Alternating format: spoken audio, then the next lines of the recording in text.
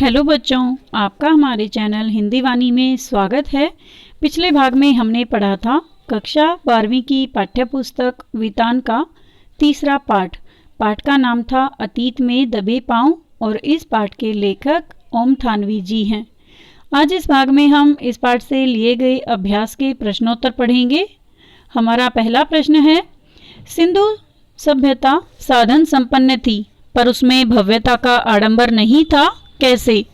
उत्तर है, सिंधु सभ्यता का नगर सुनियोजित था जिसमें पानी की समुचित व्यवस्था थी, सड़कें चौड़ी थी और अन्य छोटी सड़कें भी थी। इस सभ्यता के लोगों का मुख्य काम खेती करना था। इन्हें तांबे और कांसे का पता था।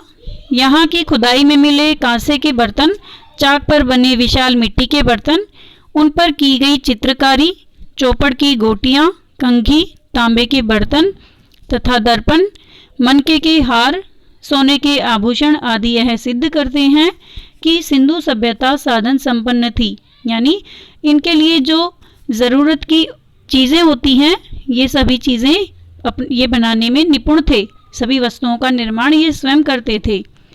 ये लोग अपने यहाँ से निर्यात भी करते थे और बाहर से ऊन के वस्त्र आयात भी करते थे। यातायात के लिए वे बैलगाड़ियों का प्रयोग करते थे। उनके भंडार हमेशा अनाज से भरे रहते थे। गेहूं, ज्वार, बाजरा, कपास आदि इनकी मुख्य फसलें थी। उनके घरों में गृहस्थी की सभी आवश्यक सुविधाएं थी। वे साफ सफाई का पूरा ध्यान रखते थे। उनकी कलाकृतियों से पता चलता है कि वे सुरुचि संपन्न लोग थे और उन्हें सौंदर्य बोध का समुचित ज्ञान था। उनकी कला संस्कृति राज पोषित व धर्म पोषित न होकर समाज पोषित थी। साधन संपन्न होने के बावजूद इस सभ्यता में भव्यता का आडंबर नहीं था। न ही वहाँ कोई भव्य प्रासाद था और न ही मंदिर। यहाँ तक कि राजाओं और महंतों की समाधियाँ भी यहाँ नहीं थी। यहाँ के मूर्ति शिल्प या औजार छोटे थे, मकान भी छोटे थे और उनके कमरे भी छोटे थे। राजा का मुकुट भी छोटा और नाव भी छोटी थी। किसी भी वस्तु से इस सभ्यता में आडंबर का एहसास नहीं होता। इसलिए यह कहना सर्वथा उचित है कि सिंधु सभ्यता साधन संपन्न थी पर उसमें भव्यता का आडंबर नहीं था। हमारा दूसरा प्रश्न है, सिंधु सभ्यता की खूबी उसका सौंदर्य बोध है जो राज पोषित या धर्म पोषित ना होकर समाज पोषित था। ऐसा क्यों कहा गया है? उत्तर है, उस काल के मनुष्यों की दैनिक प्रयोग की वस्तुओं को देखकर यह प्रतीत होता है कि सिंधु घाटी के लोग कला प्रिय थे। वास्तुकला में वे अधिक प्रवीण थे। वहाँ पर धातु तथा मिट्टी की मूर्तियाँ मिली हैं तथा चाक के बर्तन भी मिले हैं जिन पर चित्र बने हुए हैं। वनस्पति, पशु पक्षी की छवियाँ, मुहरे, खिलौने, आभूषण, केश विन्यास, तांबे का बर्तन, कंघी तथा सुगढ़ लिपि भी प्राप्त हुई है। ये सब उपलब्धियां इस सभ्यता के सौंदर्य बोध को प्रमाणित करती हैं। यहाँ भव्य मंदिरों, स्मारकों आदि के कोई अवशेष नहीं मिले। ऐसा कोई चित्र या मूर्ति प्राप्त नहीं हुई जिससे पता चले कि ये लोग प्रभुत्व या आडंबर प्रिय हों। यहाँ से प्राप्त सौंदर्य बोध जन सामान्य से जुड़ा प्रतीत होता है। लगता है कि यहाँ की कला संस्कृति को राजा तथा धर्म का कोई प्रश्रय नहीं मिला। इसलिए यह कहना समीचीन होगा या उचित होगा कि सिंधु सभ्यता का सौंदर्य बोध राज पोषित या धर्म पोषित ना होकर समाज पोषित था।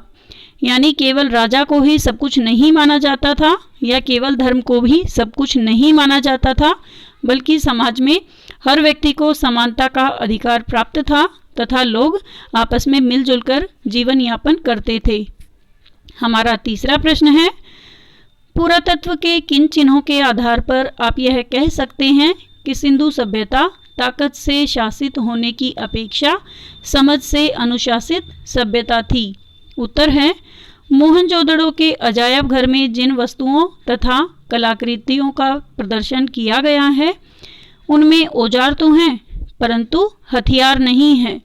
आश्चर्य की बात यह है कि मोहनजोदड़ो हड़प्पा से लेकर हरियाणा तक संपूर्ण सिंधु सभ्यता में किसी भी जगह हथियार के अवशेष नहीं मिले। इससे पता चलता है कि वहाँ कोई राजतंत्र नहीं था बल्कि समाजतंत्र था। यदि इस सभ्यता में शक्ति का कोई केंद्र होता तो उसके चित्र अवश्य मिलते। इस सभ्यता के नरेश का मुकुट भी बहुत छोटा मिला है। राजमहल, मंदिर, समाधि के कोई चिन्ह नहीं मिले हैं। इससे स्वतः स्पष्ट हो जाता है कि इस सभ्यता में सत्ता का कोई केंद्र नहीं था।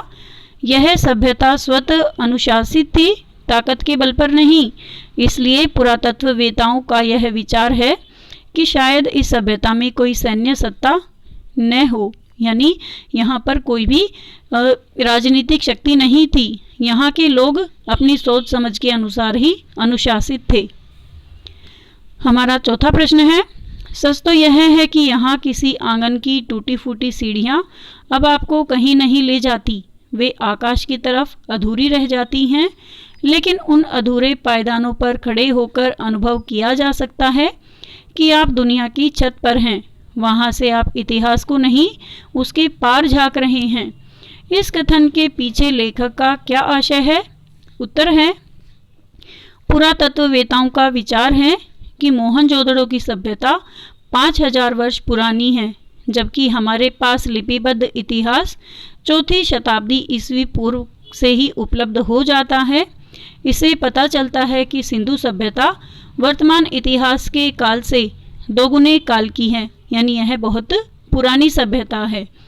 मोहनजोदड़ो की खुदाई में मिली टूटी फूटी सीढ़ियों पर पैर रखकर हम किसी छत पर नहीं पहुंच सकते, परंतु जब हम इन सीढ़ियों पर पैर रखते हैं तो हमें गर्व होता है कि हमारी सभ्यता उस समय सुसंस्कृत तथा उन्नत सभ्यता थी, जबकि शेष संसार में उन्नति का सूर्य अभी प्रकट नहीं हुआ था, यानी यह सबसे प्राचीन सभ्यता मानी गई है। अन्य शब्दों में हम यह कह सकते हैं कि सिंधु घाटी सभ्यता संसार की शिरोमणि सभ्यता है। हम इतिहास के पार देखते हैं कि इस सभ्यता के विकास में एक लंबा समय लगा होगा। मोहनजोदड़ो की वास्तुकला आज के सुनियोजित नगरों के लिए आदर्श नमूना है। यदि आज के महानगरों में चौड़ी सड़कें हों तो आज यातायात में कोई बाधा नहीं आएगी। उन लोगों की सोच कितनी उत्तम थी कि उनके घरों के दरवाजे मुख्य सड़कों की ओर नहीं खुलते थे, जबकि आज सब कुछ विपरीत है। हमारा पांचवा प्रश्न है, टूटे फूटे खंडहर सभ्यता और संस्कृति के इतिहास के साथ साथ धड़कती जिंदगियों के अनछुए समयों का भी दस्तावेज होते हैं। इस कथन का भाव स्पष्ट कीजिए।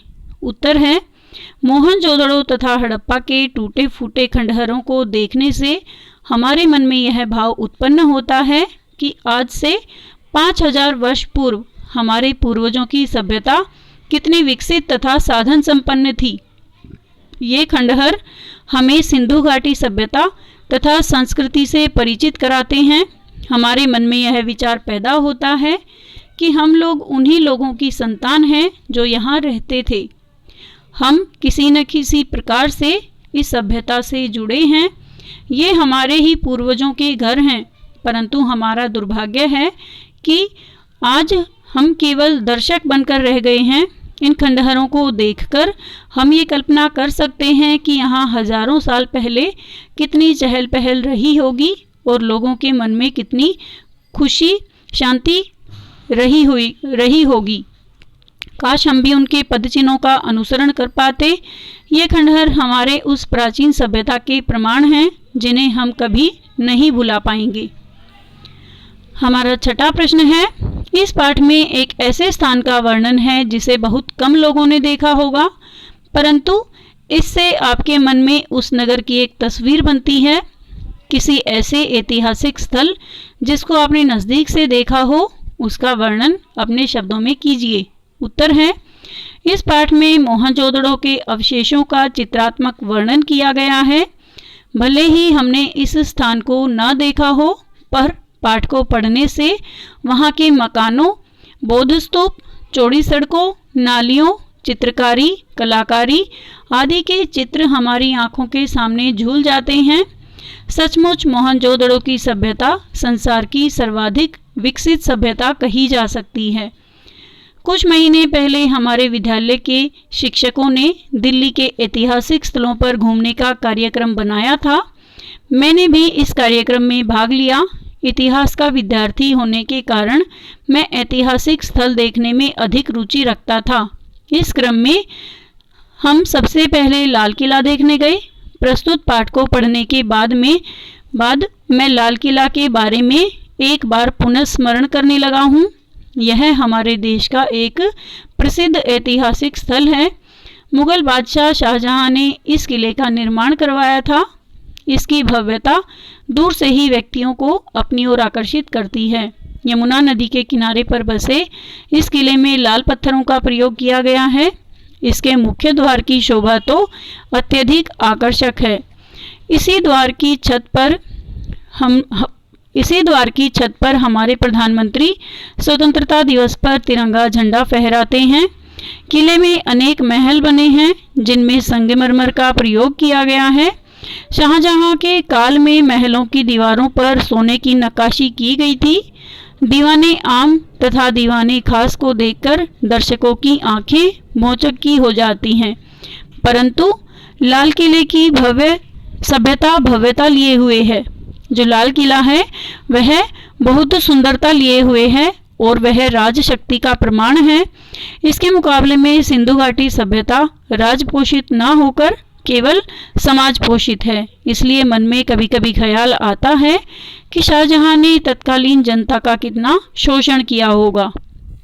हमारा 7वां प्रश्न है, नदी, कुएं, स्नानागार और बेजोड़ निकासी व्यवस्था को देखते हुए लेखक पाठकों से प्रश्न पूछता है कि क्या हम सिंधु घाटी सभ्यता को जल संस्कृति कह सकते हैं?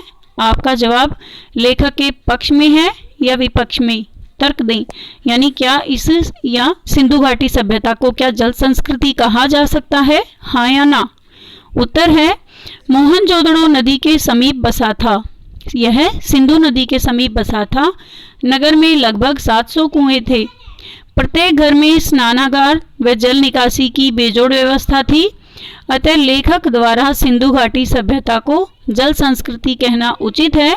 इस संदर्भ में अग्रलिखित प्रमाण दिए जा सकते हैं। सबसे पहला है, आज भी संसार में बड़े बड़े नगर तटों के पास बसे हैं। मोहनजोदड़ो के पास ही सिंधु नदी थी। दूसरा है, पीने के पानी के लिए नगर में लगभग 700 कुओं की व्यवस्था है और प्रत्येक घर में स्नानागार भी था। तीसरा है, जल निकासी की व्यवस्था इतनी अच्छी थी कि आज भी विकसित नगरों में ऐसी व्यवस्था उपलब्ध नहीं है। प्रत्येक नाली पक्की ईंटों से निर्मित थी और ईंटों से ढकी हुई थी। चौथा है, आज के नगरों तथा कस्बों में बदबू छोड़ती नालियां व गंदे नाले देखे जा सकते हैं।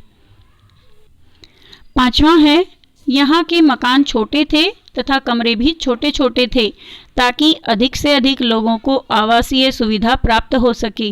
मोहनजोदड़ो में जल की समुचित व्यवस्था को देखकर यह कहा जा सकता है कि सिंधु घाटी सभ्यता जल संस्कृति का श्रेष्ठ उदाहरण है।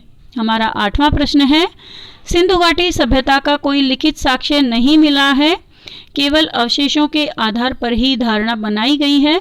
इस लेख में मोहनजोदड़ो के बारे में जो धारणा व्यक्त की गई है, क्या आपके मन में इससे कोई भिन्न धारणा या भाव भी पैदा होता है?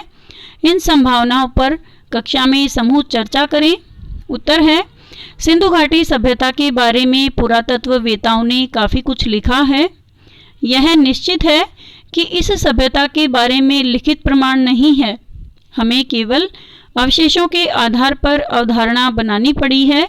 लेखक ने मोहनजोदड़ो के बारे में जो धारणा व्यक्त की है वह काफ़ी हद तक सही प्रतीत होती है, क्योंकि हमें मोहनजोदड़ो तथा हड़प्पा की खुदाई करने पर जो अवशेष मिले हैं उस आधार पर सिंधु घाटी का अनुमान लगाया गया है। भले ही कुछ लोग इन अनुमानों की सत्यता पर शंका व्यक्त करें, पर शंका व्यक्त करने का कोई तर्कसंगत प्रमाण नहीं मिलता। हमें तो केवल अवशेषों को ही प्रमाण मानना है। यहाँ से प्राप्त अवशेषों के काल का निर्धारण करने के लिए हमारे पास कई वैज्ञानिक उपकरण हैं और पुरातत्ववेताओं ने उनकी आवश्यक सहायता लेकर इस सभ्यता का काल निर्णय किया है। जहाँ तक आलोचकों का प्रश्न है, वे अनेक तर्क देकर अपनी भिन्न धारणाएं या अपनी विभिन्न प्रकार की अवधारणाएं व्यक्त कर सकते हैं। उम्मीद है बच्चों, आपको अभ्यास के ये प्रश्नोत्तर समझ में आ गए होंगे। अगले भाग में हम इसी पाठ से लिए गए परीक्षा उपयोगी अन्य महत्वपूर्ण प्रश्नोत्तर पढ़ेंगे। धन्यवाद।